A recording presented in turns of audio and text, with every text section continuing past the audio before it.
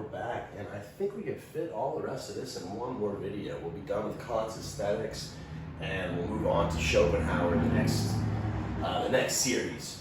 So again, we're going to pick up right where we left off. We already started talking about genius, right? Kant's account of what it means to be a genius, and here are 4 traits of what he means by the term, right? If you're an artistic genius, what traits do you exhibit? First, a talent for producing that which no definite rule can be given, right? Remember, art's not based on a concept, or beauty's not based on a concept, so you make something beautiful, it's not based on a rule.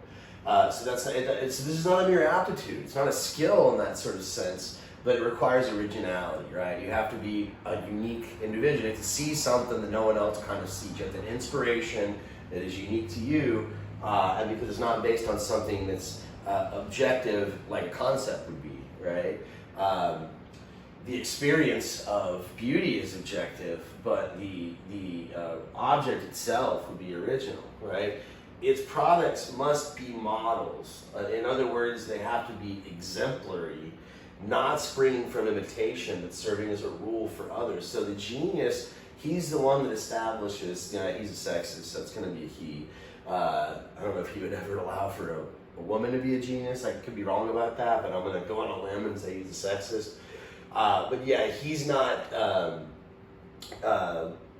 imitating people. He's the original, but others imitate him. Once the artist, once Gauguin paints those paintings of the Haitians in the primitivist style, others follow suit. Okay, and so he starts his own school. It cannot describe, or so genius cannot describe or indicate scientifically how it brings about its products, but it gives the rule just as nature does, right? We talked about that at the tail end of the last video, right? It's not based on a concept, so he couldn't be able to tell you why. I had to put it that way. And if you try to change it, you get probably pissed off. Don't cut that scene from my film. I don't see at the point, you don't get it, right? Nature prescribed rules to art through the medium of genius, only insofar as it is to be beautiful art, right? So, nature itself is what gives this inspiration, right? They're born with it's an inborn talent or aptitude. Sorry, not mere aptitude. Sort of inborn talent, originality that allows you to sort of be this channel for the rule, right? And the medium genius only insofar as it is to be beautiful art. So if somebody makes art that doesn't adhere to what Kant has said so far and doesn't produce this response, it's not beautiful art.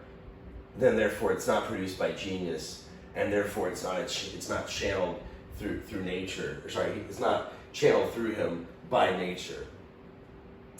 For judging of beautiful objects as such, taste is requisite. That's something we all can maybe have, or more people can have and develop. But for beautiful art, in other words, for the production of these objects, genius is requisite. Okay, so only a genius can make art. Others can appreciate it. This is where he's going to differ quite a bit from Schopenhauer, we're going to see. In fact, some of the stuff he says about genius is very, I think, in line with Schopenhauer, right? This notion of nature prescribing rules to the medium of genius. Again, I think there's a lot of parallels that you can draw between this and what we're going to see Schopenhauer says about the will. And even this notion about exemplary models, too. You're going to see that that's a similarity. But this part is completely the opposite of what Schopenhauer would say, right? What is it like to produce works of art? What kind of process does the artist go through? I would argue it depends on the artist, right? Because Schopenhauer and Kant seem to think it's one or the other. And, Kant is squarely with this sort of guy here measuring the lawn. I mean, I'm kind of, this is a hyperbolic image, but it gives the point across. So let's read the quote and I'll explain what, sort of Kant's view here. He says, so by taste, the artist estimates his work after he's exercised and corrected it by manifold examples from art or nature. and after many, often toilsome attempts to content himself, he finds that form which satisfies him. Hence, this form is not, as it were, a thing of inspiration, or the result of a free swing of the mental powers, but of a slow and even painful process of improvement, by which he seeks to render it adequate to his thought, without detriment to the freedom of the play of his powers, right? I forget where Nietzsche says this, right? But Nietzsche, we'll actually cover him later on.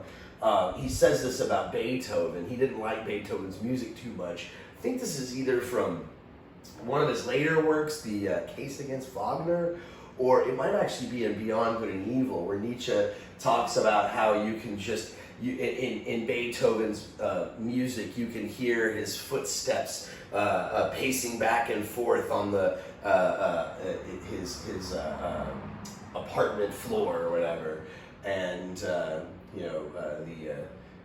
that just annoyed Nietzsche. He thought it detracted from the art, right? Because Nietzsche was more in the camp of Schopenhauer. Schopenhauer actually thinks that great artistic genius does produce beautiful art. The more spontaneous for Schopenhauer, the more artistic, the more beautiful, the more true a piece of art it is, right? But Kant seems to be saying the opposite, that no, the artistic genius is someone more like Nietzsche describes Beethoven, or I would imagine like Michelangelo, right? Just, he seemed to be a sort of perfectionist, just chipping away at those marble blocks. And I saw a piece of one of his Pietà. There's two Pietàs of Michelangelo. One's in the Vatican, right, in St. Peter's Basilica. But the other one is actually, I think it's, if I remember correctly, in the Museum of the Duomo in Florence. And he was doing a Pietà, so it's Mary and something, Nicodemus and Mary Magdalene, with Christ after the resurrection, removing his body. And it's beautiful. It's ridiculously beautiful, I thought, right? But I mean, maybe I just don't have the right taste. Michelangelo apparently hated it and tried to destroy it, right? So he's more of the Kantian stripe, I think, of artists, right? Just everything has to be perfect and just right, and he's not satisfied otherwise. Okay, a little side step here, but this is a related issue on spirit, right? So Kant says that when we experience certain works of art as beautiful, they have spirit, and they lack spirit. That sort of is a detriment to them. So he says, we say of certain products they are without spirit, although we find nothing to blame in them on the score of taste. A poem may be very neat and elegant, but without spirit. A history can be exact and well arranged, but without spirit. A festal discourse may be solid and at the same time elaborate, but without spirit. Conversation is often not devoid of entertainment, but yet without spirit. Even of a woman we say she's pretty and an agreeable talker and courteous, but without spirit. So what do we mean? What do we mean when we say spirit? Okay, how do we define that? What are we talking about? We all know this. We have this intuition of it. I think most of us do. So Kant, he's going to try to explain what it really is in this sort of philosophical sense. And I don't know if I agree with him here. I don't know if this is what we really mean. So he's a spirit in an aesthetical sense is the name given to the animating principle of the mind. By means of which this principle animates the soul, the material which it applies to that purpose is what puts the mental powers purposively into swing. In other words, into such a play as maintains itself and strengthens the mental powers in their exercise. So more Kantian jargon, but this should sort of maybe make a little bit of sense, I hope, after the last couple of videos. This notion that spirit, if something has spirit, it's going to give you that reaction it's supposed to, that beautiful art is supposed to give you, or anything beautiful for that matter. Kant thinks it's supposed to bring into full swing these faculties of your mind, the imagination and the understanding and this free play. And so spirit is the name given to that animating principle, right? Whatever it is in the art that's doing that is its spirit. If it doesn't have spirit, it's not going to do that. And I'm not really, honestly, like I said, I'm not quite sure this is really what we mean when we talk about spirit. To me, it seems like it has more to do with, it feels like it's more authentic. Like the person, for instance, if someone's performing a piece of music, it just, there's nothing really you can do to prove whether you're right in this judgment, but when you think something lacks spirit, it seems like you're watching the person, they seem stiff. They seem like they're just going through the motions. They're just, singing the song, like for instance, God bless America, my home sweet home. Like that lacks spirit. If I sing it, God bless America. That's the difference is I put feeling into it, I put emotion into it. Kant doesn't like that though. Remember, aesthetics is supposed to be detached. So I think he's missing the point, honestly, of what we really do mean by spirit, right? For him, it's again, has to do with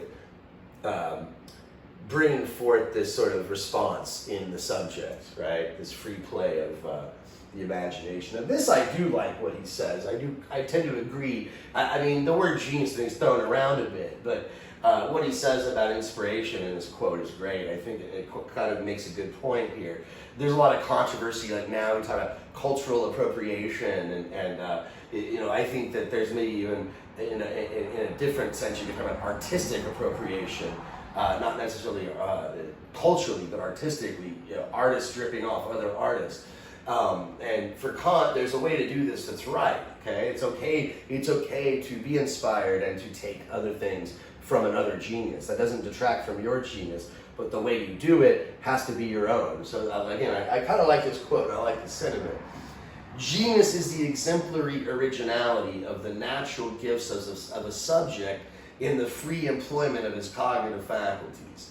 In this way, the product of a genius, as regards what it is to be ascribed to genius and not possible learning or schooling, right? He's not just learning rules and whatever, is an example. So the product of the genius is an example, not to be imitated. For then that which is in it is genius, and constitutes the spirit of the work would be lost, right? So if I'm inspired by a certain artist and I just try to be like them, then there'd be no spirit. That spirit would be lost, says Kant. Again, for me, it has a lot more to do with authenticity than it does the ability to incite the imagination. But he says, but to be followed by another genius, right? Whom it awakens. This is the right way to be inspired. Followed by another genius. He looks at that genius's work. It awakens a feeling of his own originality. So he looks at that work of art and says, wow, I never thought of using paint that way. I wouldn't probably use that color, but I have an idea of how I can kind of fit that into my own sort of style, right? I never thought of using those sort of textures, but that actually kind of works, right? So you're not copying it, but you're inspired by it, you apply it in a different way, right? So it's followed by another, it awakens a feeling of his own originality, it stirs them to exercise his art in freedom from the constraint of rules, and that thereby a new rule is gained for art. His example produces for other good heads a school, in other words, a methodical system of teaching according to rules. So non-geniuses can learn, oh, okay, now you can do this with your paint. I guess we can, whatever, right? But the genius is the one that comes up with those darn rules, okay?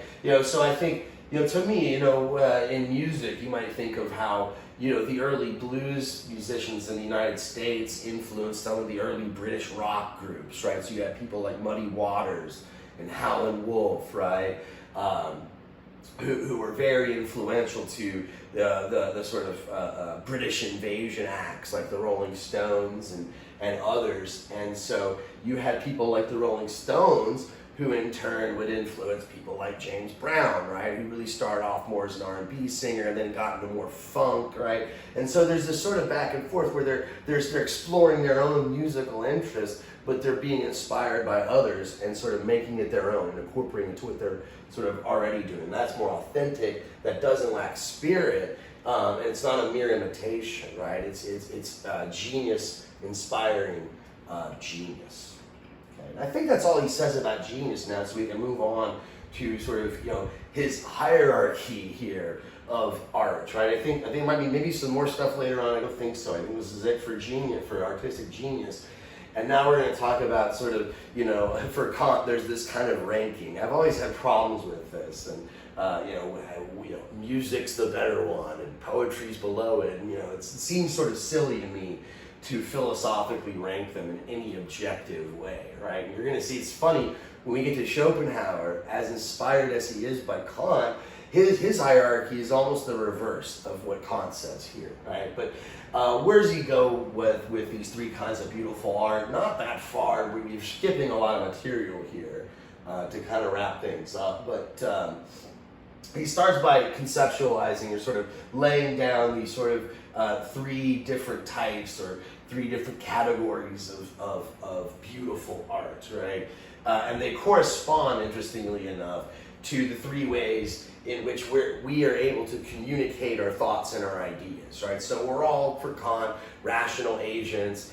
That's how we're able to speak and share a world and share ideas and rely on the laws of nature. It's because we all observe, we're all guided by the same operating system, basically, to use a modern analogy. We have the same sort of conceptual framework that's moving us through the world. And how we are able to use this conceptual framework in us to communicate our thoughts and ideas to others are these three ways: through our words, through our gesticulations, and through our tone of voice, our tone, okay? So through these three different types of ways in which we communicate our thoughts and our ideas correspond three types of beautiful art. So there's the arts of speech, obviously through our words, rhetoric, poetry, the formative arts, as he calls them, for example, painting, the plastic arts like sculpture, and the arts of the play of sensation, for example, music. He talks about light shows, color shows, things like this. Poetry for him is at the top of the list, okay? And this is interesting. I'm not going to get into a lot of skipping a lot here. He goes off and off on this. It's like 3 or 4 pages of stuff. But I've got a couple of quotes here that get to kind of the essence of his argument, why he thinks poetry is the king. It's the best for him at producing this reaction of the free play of the imagination and the understanding. But why? Generally, he says poetry, which owes its origin almost entirely to genius, and will the least be guided by precept or example. I kind of beg to differ on that, right? It's harder to inspire another poet and imitate another poet. I don't see why, he just sort of says that as a given. But poetry maintains the first rank of all the arts. It expands the mind by setting the imagination at liberty, by offering, within the limits of a given concept, that which unites the presentment of this concept with a wealth of thought to which no verbal expression is completely adequate, and so rising aesthetically to ideas, right? So a poem, it sort of uses words and language in this very indirect way, right? It sort of uses metaphor and symbology to sort of indirectly point to things that you just can't quite put in words, right? A feeling, you write a sad poem about grief or a poem about your love, and you're using, all these sort of metaphors and images that have nothing to do with like the actual feeling of love, but somehow they arouse in our imagination. Yeah, I guess you're right. Love is kind of like that. It is sort of like a dying flower or whatever that I just popped in my head. I'm not the biggest poet in the world, right? So poetry's the king. It strengthens the mind by making it feel its faculty, free, spontaneous, and independent of natural determination. It plays with illusion, which it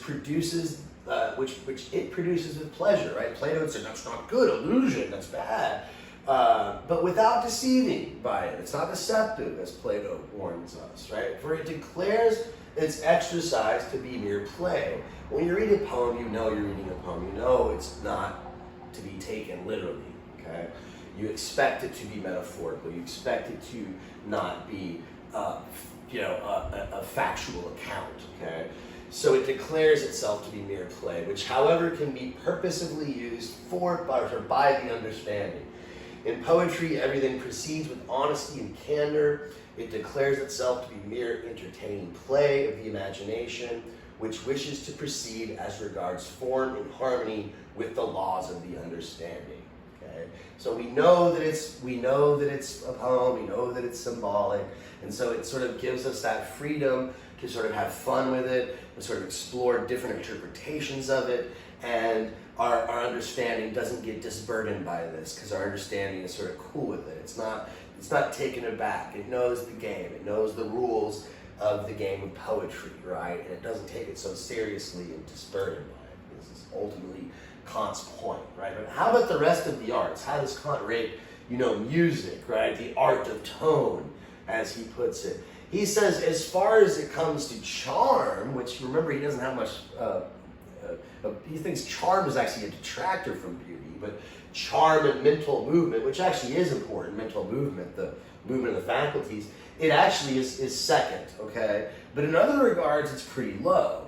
He says, although it speaks by means of mere sensations without concepts, and so does not, like poetry, leave anything over for reflection, it yet moves the mind in a greater variety of ways and more intensely, although only transitorily, right? So we're listening to a piece of music, and he's probably thinking more of instrumental music, right? Without any lyrics or, not a chorus. I'm thinking classical music here, Beethoven and Mozart and Haydn, Brahms and all these. Actually, Brahms was later, and much later after he's dead. But he says, so music, can get your imagination kind of going and flitting about, but there's not much to conceptualize. You're just dealing with tones. You're just dealing with, oh, that was an interesting chord progression. That was an interesting flourish. Wow. Okay, imagine, that kind of sounds like a duck, or that kind of sound. I mean, there's not really much you can really do, he thinks, with music. It's not going to excite. It's not going to go. It's only going to go so far. So if we're to judge the beautiful arts by the culture they supply to the mind and the expansion of faculties, then music ranks lowest because it merely plays with sensation. Formative arts, on the other hand, painting, sculpture, produce permanent impressions. Arts or tones of music produce transitory ones. So perhaps the formative arts aren't quite as bad as the musical arts in this regard, right? In that, you make a sculpture, it's there, it's hardened, it's all there's there to it, and there's some sort of definite form or delineation or outline of it. I don't really know if this is so much better for him. I don't see why he's making this point, to be honest with you. I don't know what permanence and transitoriness have to do with it being better for instigating this free play of the mind's faculties, okay? So to wrap things up, right, let's sort of just conclude things by wrapping things up, and in the next slide we'll ask a few, kind of critical questions. Start thinking about your essays if you're in my class, the sort of things you might write if you're going to be responding to Kant and not, Schopenhauer or Hume. But Kant says, of course, that our judgments that are aesthetical are disinterested, objects of beauty, I probably should say, not all aesthetic judgments, but aesthetic judgments concerning the beautiful are disinterested, right? They're not based on my desires, my needs, my inclinations. They're purely detached. Beauty is that which pleases by affecting a free play of the intellect. All right, it's that reaction I get to art, free play of the imagination, the understanding, without the use of the concepts, right? It's beautiful not because it fulfills my expectations, but because it gives me this sort of response in my intellect. So the basis for beauty in the object is what Kant calls its purposiveness without purpose. I see that there was some sort of reason why the artist he must have put it in the order that he put it in. He must have created it in the way that he created it because it was the right way to do it. But there's no way to sort of explain it besides just the fact that it's beautiful, the fact that it pleases us in this way. So the basis for the production of beauty is given by the genius. He's the one that has this inspiration, has this innate capacity, which is given by nature, right? So the genius gives the rule to art, and ultimately that's, it's really nature that gives a rule to art through the artistic genius. Okay, so finally, final slide, we're going to ask these questions about Kant, and I encourage anybody in the comments sections, even if you're just watching on YouTube, happen to cross this video, but certainly if you're taking my class, you might add some more questions. But these are some that kind of popped into my mind as I was coming up with this lecture, and I've always had since I read Kant. I've been reading him for decades now. Does all art fit his model, right? For example, film, dance, right? When you see the dancer, is that going to excite this interplay between your imagination and your understanding? I don't know. Maybe it is. I'm seriously asking that because I can't think of how it does. I love dance. I mean, I do like to watch ballet. I took a couple semesters of modern dance and jazz dance when I was an undergraduate, and I wasn't really into it that much. And to be honest with you, I took those classes to meet women, but I actually enjoyed them, and now I have a much more appreciation for the art form, and I do like to go see ballet, but I still don't see how watching that beautiful ballerina, or all the ballerinas choreographed in certain ways, how that necessarily is going to have this effect on your intellect, right? That he calls for, and also the same thing with film, right? Watching movies. What's he going to say about this? I've got a couple pictures here of the work of James Turrell, some of his installations, these rooms. I think they're actually they fit his model very well, right? Because they work with they go, usually the way that they work is their time. And you stand in these rooms, these huge, see how big these people are, huge rooms, and they go through a light cycle of all the color spectrum very slowly. It usually takes about an hour to go through the entire light spectrum. And it's very slow changes, almost imperceptible, but it is a very interesting experience because it messes with your perception of space. The walls are typically smoothed out, and they're not rigid and cornered, and so I think that from personal experience, that his work would actually be very good for what Kant is looking for. But he would actually, in his book, he argues that light shows are actually bad. They're one of the lowest forms of art. They don't do this, right? So I want to push back. Maybe some art doesn't fit his model. It's still beautiful. I go see the ballet. It's a beautiful ballet. It's choreographed beautifully. It doesn't necessarily. Did it make me have this reaction in the intellect that he's calling for? Second question, do our judgments regarding beauty always take the form he's describing? In other words, are they always disinterested, right? If I watch a movie and it moves me to tears because it's so emotionally charged, does that mean it's not beautiful? I mean, really, that seems kind of a bias on his part. I mean, isn't that a wonderful art form? Remember, for Aristotle, that was the goal of tragedy, to create this catharsis, right? So we purge our emotions. For Kant, that would be bad. That actually shows it's not beautiful. It's appealing to your sentiments, and I don't know, maybe not so much. Also, do we always understand that it's universal? Do we always think that when we say something's beautiful, maybe in the 1700s we did. I don't know. Maybe that term schön in German was used. Maybe schön still is used in that sense in German. But I know in a colloquial sense, beauty can be a little bit more loose. I think that he is saying. People will say, hey, I think that's beautiful, right? And you're like, well, I don't know. Hey, man, teach his own beauty's in the eye of the beholder, right? So that's a common sentiment. Kant thinks, oh no, that's a bad quote. Beauty's not in the eye of the beholder. Sentiment or sensation or the pleasant is, but not beauty. And again, I think that if you're a linguist listening, please chime in. but it seems like that term has changed its meaning since his time, or either that or it's always been a little bit looser than he's allowing, okay? And also, too, is beauty always something that resembles nature? He seems to think that that's the case. It seems like something can be beautiful when it actually seems completely artificial and kind of jangled and kind of contrived, right? I'm trying to think of a good example, but I'm at a loss. It's kind of late when I'm filming this, right? Last video of the night. Last question, too. Can we always separate what is pleasant about art from what is beautiful, and should we? I already kind of addressed this in the last question, right?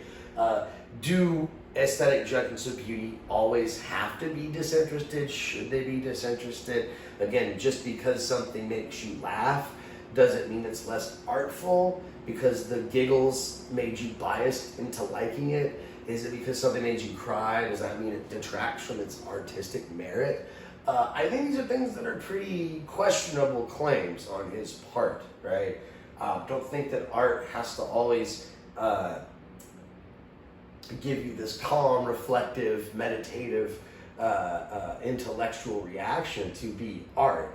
I think this is maybe a bit of his bourgeois sentiment creeping in, right? He, separating himself from the common folk who go see the cheap plays with all their ornamentation and charm and, special effects. He probably would have hated all that stuff just to death.